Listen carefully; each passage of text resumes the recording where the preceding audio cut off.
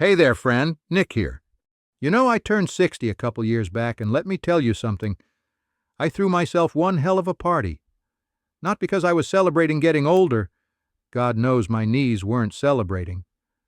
No, I was celebrating finally understanding what the hell was going on. See, for the first 55 years of my life, I thought I had it figured out. I really did. I was cocky about it even. I had opinions about everything, how people should raise their kids, how the government should run, how my neighbors should mow their lawns. I was just full of wisdom, or at least I thought I was. And then something happened around 55, 56. It's like someone adjusted the lens on a camera that had been slightly out of focus my whole life. Suddenly everything got clearer. Not because I got smarter. Hell, I probably got dumber in some ways. My memory sure isn't what it used to be, but I started seeing things differently, understanding things I'd been missing. Now, I'm not saying I know everything. Hell, the older I get, the more I realize how little I actually know. My grandson asked me the other day how TikTok works, and I just stared at him like he was speaking ancient Greek. So no, I don't know everything.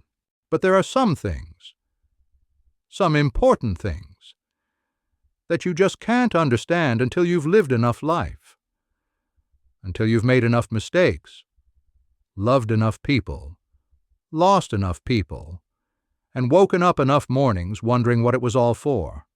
So today, I want to share some of those things with you. Not as a lecture. God knows we've all had enough lectures. But as a friend, as someone who's been there, done that, and has the reading glasses and the prescription bottles to prove it. Grab your coffee. Get comfortable. Maybe you're washing dishes or driving to the store or just sitting in your favorite chair. Wherever you are, whatever you're doing, I'm glad you're here. Let's talk. The first thing you only understand after 55, time is a liar. Now, what do I mean by that? When you're young, time feels infinite. 20 years from now feels like forever. 30 years? That's basically eternity. You think you have all the time in the world to fix relationships, to travel, to become who you want to be, to do all those things on your someday list. Time stretches out ahead of you like an endless highway with no exits in sight. Then somewhere around 55, you look up and realize that highway has an exit, and you can see it. It's not right there, you've probably got some miles left, but it's visible now, and once you see it, you can't unsee it. I remember when my dad died. I was 52. And I remember standing at his funeral, listening to the pastor talk about what a good man he was, and all I could think was, I should have visited more. I should have called more. I should have asked him more questions. You know what the worst part was? I always meant to. I had this running list in my head of things I wanted to ask him, about his childhood, about how he met my mom, about what he was thinking when I was born, about his regrets, about his dreams. I always thought, I'll do it next month, next time I visit, next year at Christmas. We have time. We didn't have time. He had a stroke on a Tuesday morning while reading the newspaper. By Friday, he was gone. And all those questions, they died with him. And here's what nobody tells you. The people who say time flies are wrong. Time doesn't fly. Time walks at the same pace it always has, 1 second per second, 1 minute per minute. What changes is your awareness of it. When you're 25, you can't see the horizon. You're in a valley, surrounded by mountains, and you have no idea how long the journey is. When you're 55, you've climbed high enough to see the horizon. You can see where the road ends. And let me tell you, that changes everything. But here's the thing, and this is important. Understanding that time is limited doesn't make you sad. Well, maybe at first it does. Maybe you have a few nights where you lie awake doing math, calculating how many years you probably have left, how many Christmases, how many summers. Maybe you freak out a little. But then it makes you free. When you truly understand that your time is finite, you stop wasting it on bullshit. You stop going to dinners you don't want to go to just because you feel obligated. You stop maintaining friendships that drain you instead of energize you. You stop caring what your neighbor thinks of your lawn, or your car, or your life choices. You stop saying yes when you mean no. You stop doing things out of guilt. You stop living for someday and start living for today. I had a buddy, Charlie. Good guy. Worked his whole life at a job he hated, insurance adjusting, because it had good benefits and a solid pension. He'd show up to our poker games every month and complain about his boss, his coworkers, the commute, the paperwork. But he'd always say, "Just 10 more years until I retire. Then I'm going to travel. Sarah and I are going to see Europe. I'm going to learn to paint. I'm going to spend time with the grandkids." Well, Charlie retired at 65, had a big party, got a gold watch, the whole thing. And he died at 66. Heart attack while mowing that perfect lawn his neighbors loved so much. You want to know what I learned from Charlie? Don't wait. That trip you want to take it. That hobby you've been putting off, start it. That person you've been meaning to tell you love them, tell them today, right now. Put this video on pause and go tell them. Because here's what you understand after 55. Later is a luxury you can no longer afford. Someday is not a day of the week. And when I retire might never come. I'm not saying to be reckless. I'm not saying to quit your job tomorrow and blow your savings on a boat. But I am saying, stop postponing your life. Stop waiting for the perfect time, because there is no perfect time. There's only time, and it's running out for all of us. These days, when I want to do something, I ask myself, if I died next year, would I regret not doing this? And if the answer is yes, I find a way to do it. Or at least to start. That's what understanding time really does. It doesn't make you depressed. It makes you intentional. It makes you present. It makes you grateful for the time you have instead of bitter about the time you've lost. Which brings me to the second thing. Most of your relationships were practice rounds. Oh boy, I can hear some of you getting uncomfortable, but stick with me. Look, when you're in your 20s, 30s, even your 40s, you collect people. You think every friendship is supposed to last forever. Every connection is meaningful. Every person who comes into your life is there for a reason and they're supposed to stay. So you bend over backwards to maintain relationships with people you went to high school with, people you used to work with, people your spouse is friends with, people who, if you're being honest with yourself, you don't even particularly like anymore. You show up to birthday parties you don't want to attend. You make small talk with people you have nothing in common with. You pretend to care about their new kitchen renovation or their kids' soccer tournament or their opinion on the election. And it's exhausting. After 55, you realize that's not necessary. In fact, it's kind of crazy. Here's what I've learned. You don't need 50 friends. You don't even need 20. You need maybe 5. 5 people who actually know you, who you can call at 2 a.m. when everything falls apart, who've seen you at your worst, drunk, angry, petty, scared, and stuck around anyway, who tell you the truth even when you don't want to hear it. The rest? They were teachers. They came into your life to teach you something about yourself, about the world, about what you do and don't want in life. And when the lesson was over, they moved on. And that's okay. Not every person is meant to be in every chapter of your story. I think about my first marriage. Lisa.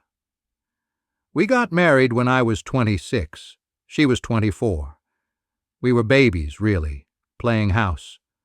We got divorced by 32.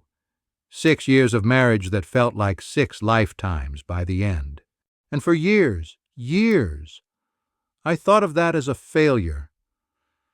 I'd lie awake at night cataloging everything I did wrong, everything she did wrong, all the ways we screwed it all up. I'd replay arguments in my head, thinking about what I should have said differently. I carried that failure around like a weight. But now I see it differently. Lisa taught me what I needed in a partner. She taught me how to fight fair. Well, after we spent a few years learning how to fight unfairly first. She taught me about compromise, about communication, about the difference between hearing and listening. She taught me that sometimes loving someone isn't enough if you want fundamentally different lives. I wanted kids right away. She wanted to travel first. I wanted to stay near my family. She wanted to move across the country. Neither of us was wrong. We just wanted different things. Was it painful? Hell, yes. The divorce nearly broke me. Do I wish I'd done some things differently? Absolutely. I said things I regret, did things I'm not proud of. But was it a failure? No. It was practice. It was education. It was necessary. And my kids from that marriage, Michael and Jennifer, they're the best thing I ever did. So how could that chapter be a failure if it gave me them? Here's what you understand after 55. People can be important without being permanent. And that's not sad. That's just true. That's just life. Some people are in your life for a reason, some for a season, and a very few, a precious few, for a lifetime. And you can't force someone from one category into another. You just can't. I tried for years to maintain a friendship with my college roommate, Dave. We were close back then, best friends. But after college, we grew apart. He went into finance, moved to New York, became this high-powered guy who wore $1,000 suits. I became a teacher, stayed in Ohio, wore jeans to work. We'd meet up once a year, and it was awkward. We had nothing to talk about anymore, nothing in common. But I kept trying because I thought that's what you're supposed to do. You're supposed to keep your old friends. Then one year, around when I turned 57, I just stopped. Stopped making the effort. Stopped feeling guilty about it. And you know what? He stopped too. And I suspect he felt the same relief I did. Dave wasn't a bad person. I wasn't a bad person. We just weren't each other's people anymore. And that's okay.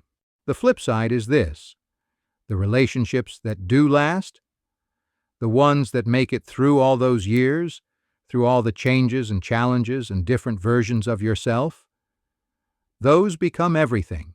I've been with my wife Sarah for 23 years now. And let me tell you, the relationship we have now bears almost no resemblance to the relationship we had at the beginning. When we met at a barbecue in 2002, I was recently divorced. Kind of a mess, working long hours to avoid going home to an empty house. She was widowed 2 years earlier, raising 2 teenagers alone, still figuring out how to be a person again instead of just a mom and a widow. We bonded over both being broken in different ways. But we've been through so much since then. We've been through poverty. There was a year where I was laid off and we survived on her salary and ate a lot of spaghetti. We've been through plenty, when things got better and we could finally breathe again. We've been through my mother's long, slow death from Alzheimer's, through her father's dementia, through my cancer scare that turned out to be nothing but scared us both to death, through her depression after her daughter moved to California. We're not the same people who met at that barbecue. We've both changed so much. I've gained weight, lost hair, gained some wisdom, lost some patience. She's grown stronger, more confident, more herself. But we changed together. We grew in the same direction, Or at least, we worked like hell to keep growing in the same direction. And that's what matters. Not finding someone perfect. Not finding someone who never frustrates you or disappoints you or leaves their socks on the bathroom floor, even though you've asked them not to approximately 1,000,000 times. It's finding someone who's willing to keep choosing you. Year after year. Argument after argument. Version after version of yourself. Someone who sees you at your worst and doesn't run. Someone who knows all your flaws and loves you anyway. Someone who's willing to grow with you instead of growing apart from you. After 55, you stop looking for the perfect relationship. You start being grateful for the real one. For the person who stayed. For the person who kept choosing you when they could have chosen someone else. For the person who sees you, really sees you, and doesn't look away. Hey, listen, if what I'm sharing is resonating with you, do me a favor. Hit that like button. I know. Everyone asks for likes these days. But here's why it matters. When you like this video, it helps YouTube share it with other people who might need to hear this. Maybe it's someone who's struggling with getting older. Maybe it's someone who feels alone. Maybe it's someone who just needs a friend who gets it. That could be your neighbor, your brother, your old coworker. They might need Nick too. So if you think someone out there could benefit from having a friend like me in their corner, hit that like. It takes 2 seconds, and it helps more than you know. All right, let's keep going. Now, let's talk about something fun. Your body is basically a rental car now, and you forgot to get the insurance. Come on! You knew this was coming. Nobody hits 55 without having a serious conversation about their body. It's practically a rite of passage, like getting your AARP card or complaining about how loud restaurants are these days. Here's the thing nobody tells you when you're young. You think your body is you. It's not. Your body is something you live in. It's a vehicle. And for the first 50-odd years, it's a pretty sweet ride. It does what you tell it to. It bounces back from abuse. You can eat garbage, sleep 4 hours, drink too much, and still function the next day. Your body forgives everything. It's incredibly forgiving. It's like having a friend who lets you treat them like crap and keeps coming back for more. Then one day, everything changes. Your body stops forgiving you. For me, it was bending down to pick up a sock. A sock. Just a regular sock on the bathroom floor. I bent down to grab it, and something in my lower back went pop.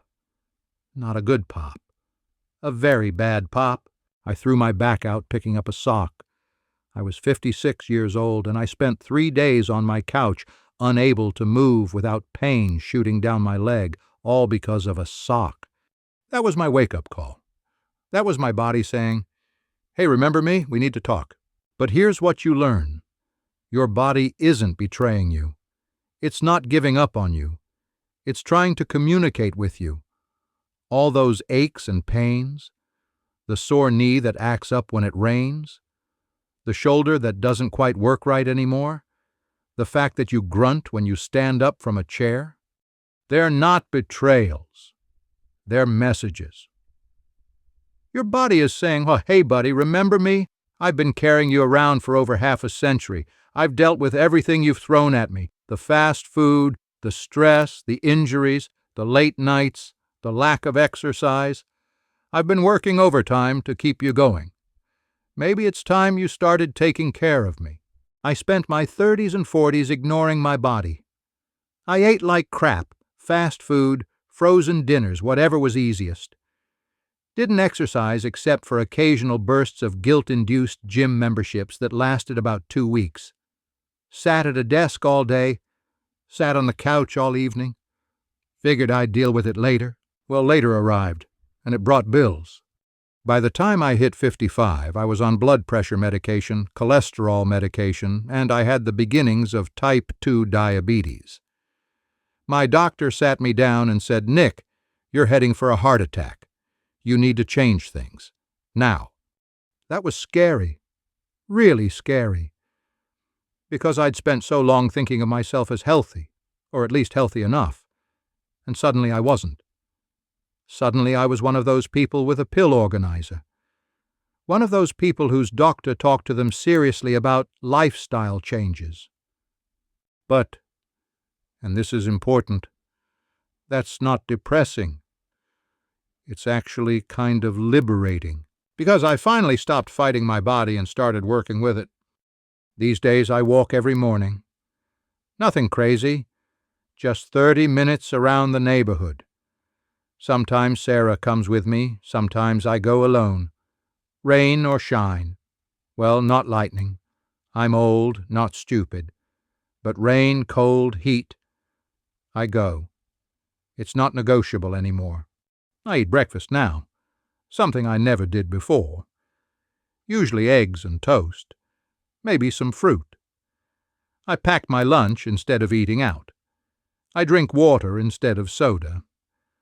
I take the stairs when I can. I stretch in the morning, even though I feel ridiculous doing it. And you know what? I feel better at 60 than I did at 50. Not because my body is better. It's definitely not. Things crack that didn't used to crack. I make sounds when I move that I've never made before. My doctor and I are on a first-name basis, but I feel better because I'm finally working with my body instead of against it. I'm finally treating it with respect instead of contempt. My buddy Tom, he just turned 58. For his birthday, his kids got him one of those fitness trackers. You know, the watches that count your steps and tell you to move. He complained about it for a week. I don't need a watch to tell me to move. I'm not a child. But then he started wearing it, started noticing his patterns, realized he was barely moving 2,000 steps a day. He was shocked, thought he moved more than that. So he started taking the stairs at work instead of the elevator, started parking farther away from the store, started walking to get his morning coffee instead of driving. Little things. Last month he told me he's in the best shape of his life. I laughed because, let's be honest, he's got a gut and his hair is gray. But he said, no, seriously. Not the strongest, I was stronger at 30. Not the fastest, I was faster at 25. But the best shape. Because I'm actually paying attention now, I'm actually taking care of myself. And I got it, because that's exactly how I feel. Here's what you understand after 55. Your body isn't the enemy. It's not working against you. It's the only home you're ever going to have. You can't trade it in. You can't get a new one. This is it, and it's worth taking care of, even if it's a little worse for wear. Even if it's not the body you had at 25. Even if it needs more maintenance now. You wouldn't ignore your car when the check engine light comes on, would you? You wouldn't just keep driving and hope for the best. So why do that with your body? After 55, you start to realize taking care of your body isn't vanity. It's not about looking good, though that's nice too. It's about being able to do the things you want to do, being able to play with your grandkids, being able to travel, being able to live independently, being able to enjoy the time you have left instead of being limited by a body that doesn't work anymore. Plus, let's be honest, those reading glasses make us look distinguished. At least that's what I tell myself. Now let's talk about money and success and all those carrots we spent our lives chasing. I'm going to say something that might sting a little. Most of what you thought would make you happy doesn't. I'm not saying money doesn't matter. Money matters. Poverty is stressful as hell, and anyone who tells you money can't buy happiness probably has enough of it. I've been broke, and I've been comfortable, and comfortable is definitely better. But after 55, you realize, past a certain point, more money doesn't equal more happiness. It just equals more stuff, more bills, more things to worry about, more things to maintain and insure and stress over. I spent my 30s and 40s climbing, always trying to get the next promotion, the bigger house, the nicer car, the better title. I thought that's what success looked like. I thought that's what would make me happy. I thought that's what would make me feel like I'd made it. And you know what? I got there. I got the promotion. Actually, I got several. Went from teacher to department head to assistant principal to principal. Got the bigger house in the better neighborhood. Got the car that made my neighbors jealous. Got the title on my business card. And I was miserable. Not because those things are bad. The house was nice. The car was reliable. The job paid well. But I'd sacrificed everything else to get them. I barely knew my kids. I missed so many of their events. Games, plays, concerts. Because I was working. My marriage was hanging by a thread. Because Sarah felt like she was married to a ghost. I had no hobbies, no friends, no life outside of work. I'd won the race. But I'd been running in the wrong direction the whole time. I remember the day I got promoted to principal. I'd been working toward it for years. Years. It was the goal. The thing that would finally prove I'd made it. I got the call from the superintendent on a Tuesday afternoon. I was so excited. This was it. This was the moment. I immediately called Sarah to tell her. You know what she said? That's great, honey. Will you be home for dinner this time? Long pause. That hit me like a truck. Because I realized I'd won. I'd gotten what I wanted. But what had I lost to get it? I'd lost time with my kids that I could never get back. I'd lost the closeness in my marriage. I'd lost myself. I didn't even know who I was anymore outside of my job title. Here's what you understand after 55. Success isn't a title or a bank account or a nice car. Success is being able to sleep at night. Success is having people who are happy to see you when you come home. Success is liking the person you see in the mirror. Success is having no regrets about how you spent your time. Now, some of you are sitting there thinking, easy for you to say, Nick. You already have money. You already made it. Of course you can say money doesn't matter. Fair enough. And I'm not saying to quit your job and live in a van. That's not what I'm saying at all. What I'm saying is, the goalpost keeps moving. If you think, I'll be happy when I make $100,000, and then you make $100,000, you'll think you'll be happy at $150,000, then $200,000, then $250,000. It never stops. The target keeps moving. I know guys who are worth millions, actual millions, and are absolutely miserable, stressed all the time, never satisfied, always chasing the next deal, the next investment, the next opportunity. They're rich and miserable. And I know guys who drive beat-up trucks and can barely afford retirement, who wake up grateful every single day, who love their lives, who have deep friendships and close families and genuine joy. The difference isn't the money. It's what they decided was enough. After 55, you start to understand enough is a decision you make, not a number you reach. You have to decide what enough looks like for you, not what society says, not what your neighbor has, not what you see on TV or social media. What's enough for you? For me, enough is being able to pay my bills without stress, being able to help my kids when they need it, being able to take Sarah to dinner without checking the prices, being able to retire at some point and not worry about running out of money. That's my enough. Yours might be different, and that's okay. But I guarantee you, wherever you are financially, if you haven't decided what enough is, you'll never be satisfied. You'll always be chasing more. And that's exhausting. That's soul-crushing. I'm not saying to stop working hard. I'm not saying ambition is bad. I'm saying figure out what you're working for. Not just what you're working toward, but why. What's the end game? What's the point? Because if you don't know, you'll wake up at 65 with everything you thought you wanted and realize you're still not happy. You spent your whole life climbing a ladder only to discover it was leaning against the wrong wall. I had a colleague, Bill, who worked his entire career at a job he hated, saving every penny for retirement. He barely spent money on anything. No vacations, no nice dinners, no hobbies. Everything went into the retirement fund. He retired at 65 with a massive nest egg, and he died at 68. Cancer. 3 years of retirement. 3 years to enjoy all that money he'd saved. His wife told me at the funeral that his biggest regret was not enjoying the journey. He was so focused on the destination that he forgot to live along the way. Don't be Bill! Here's what I wish I'd understood earlier. Your life is happening now. Not when you retire.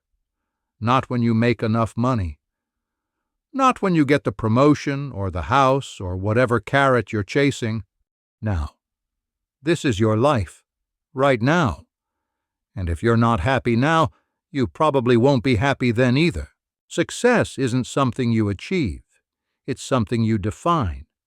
And the sooner you define it, the sooner you can actually enjoy your life instead of always feeling like you're not there yet. All right, let's get heavy for a minute. Let's talk about regret. By the time you hit 55, you've got a catalog of regrets. We all do. Things you said, things you didn't say, chances you took that didn't work out, chances you didn't take that you wonder about, people you hurt, people who hurt you, decisions you made, decisions you didn't make. It's like carrying around a backpack full of rocks, and every year you add more rocks, until the weight of it all is almost unbearable. And here's what I've learned. Regret will eat you alive if you let it. I spent years,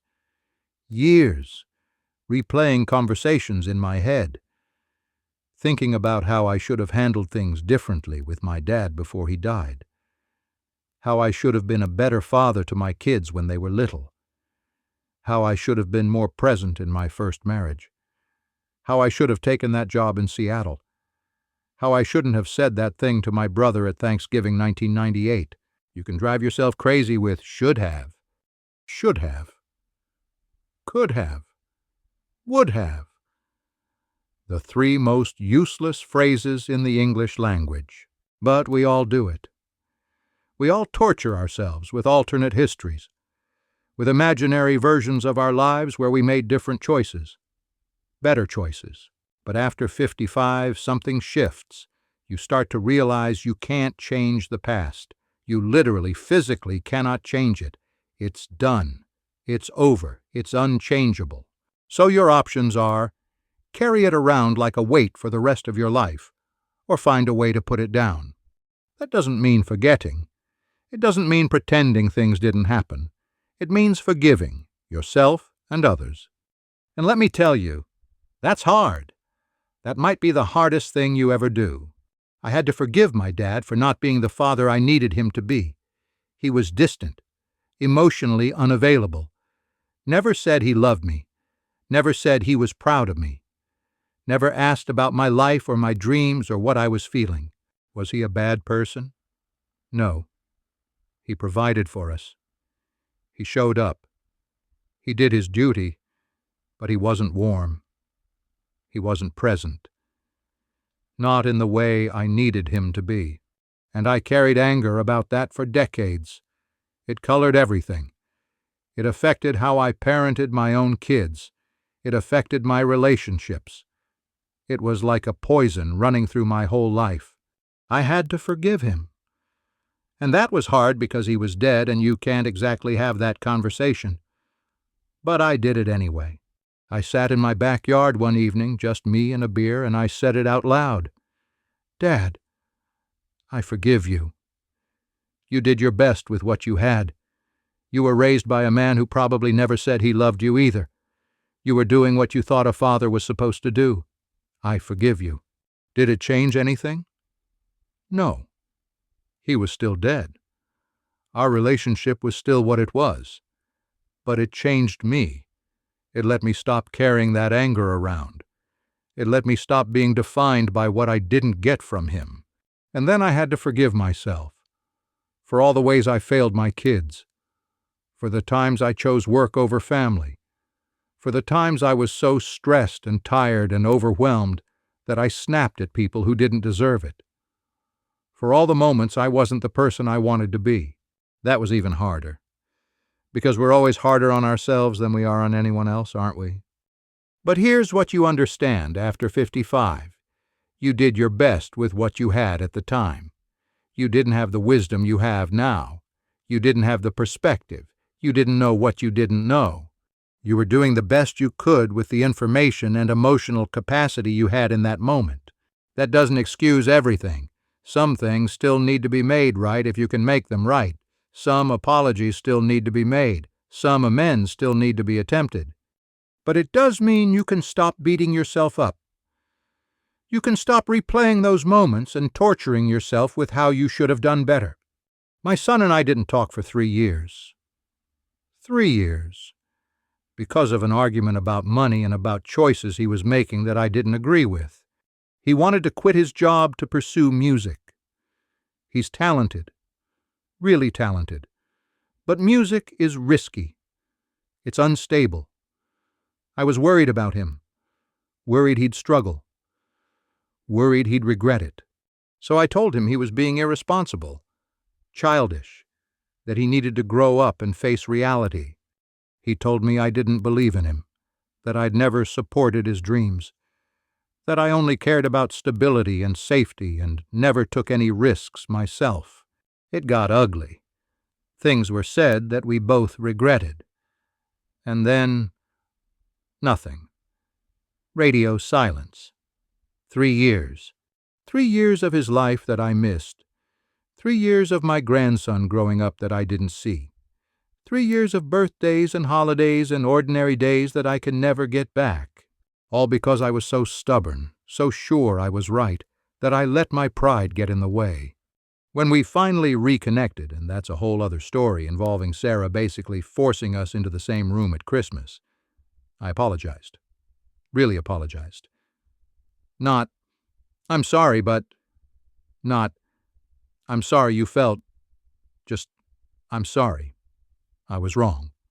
I let my fear for you turn into judgment. I let my pride get in the way of our relationship. I'm sorry. You know what he said? Dad, I'm sorry too. I was defensive. I wasn't hearing your concern. I just heard criticism. We both screwed up. And just like that, it was over. 3 years of distance. 3 years of hurt. Gone. Because we both decided to let it go. Now, I'm not saying it was easy. There was a lot of talking, a lot of working through things. But the first step was forgiveness. On both sides. Here's what you understand after 55. Being right is overrated. Being connected is everything. I could have stayed mad. I could have insisted that I was right, that he was wrong, that he owed me the apology. And I would have been alone. I would have been right and alone. Instead, I chose relationship over righteousness, and it was the best decision I've made in years. If there's someone in your life that you need to forgive, do it. Not because they deserve it. Maybe they don't. But because you deserve to be free of it.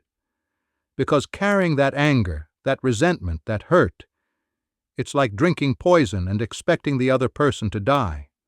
And if there's someone you need to apologize to, do it.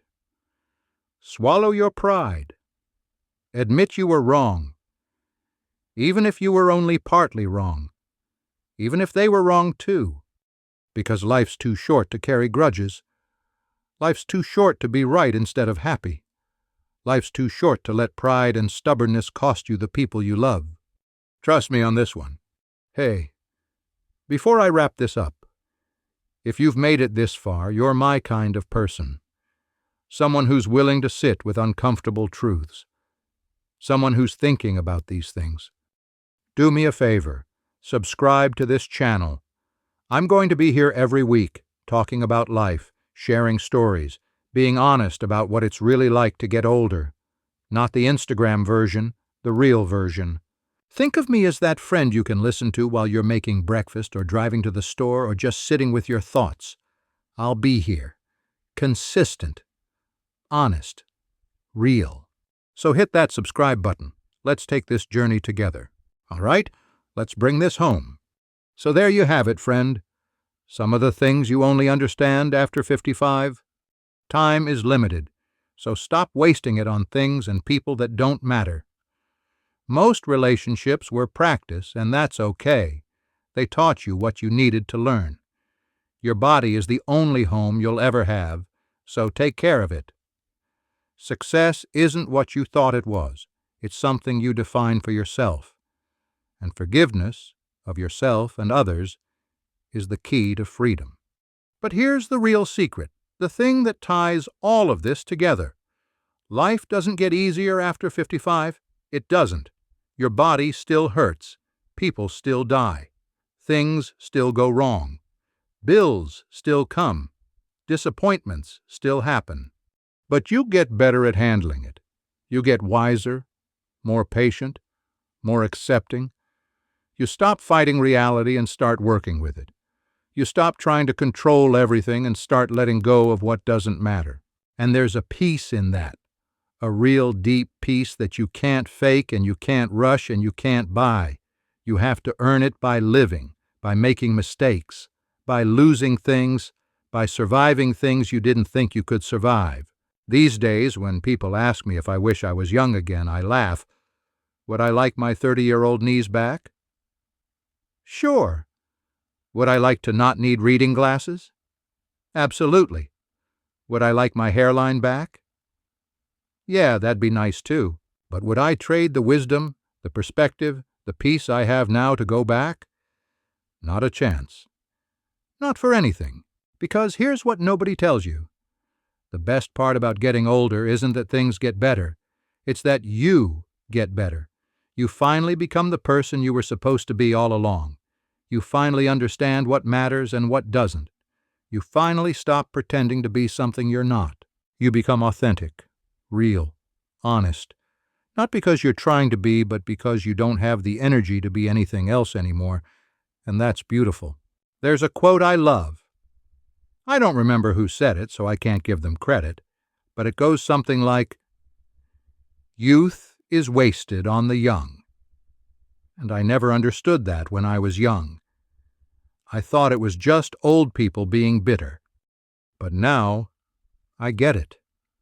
Because if I could go back to 25 with everything I know now, God, the life I could live, the mistakes I could avoid, the time I wouldn't waste, the people I'd appreciate more.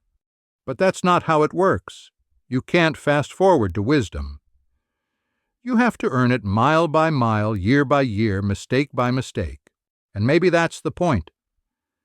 Maybe the wisdom is in the journey, not the destination. Maybe we're supposed to make those mistakes because that's how we learn. Maybe we're supposed to waste time so we learn to value it. Maybe we're supposed to take things for granted so we learn gratitude. I don't know. I'm still figuring it out. We all are. But what I do know is this. If you're 55 or older and you're listening to this, I hope something I said resonated with you.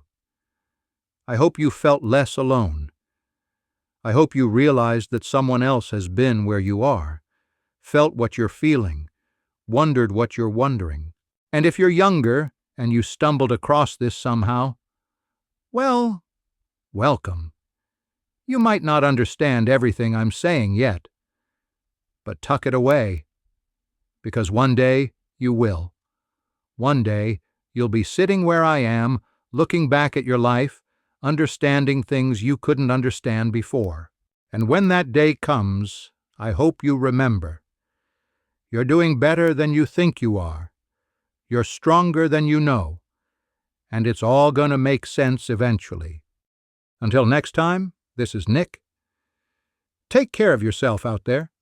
Call someone you love. Forgive someone you're angry at. Do something today that your future self will thank you for.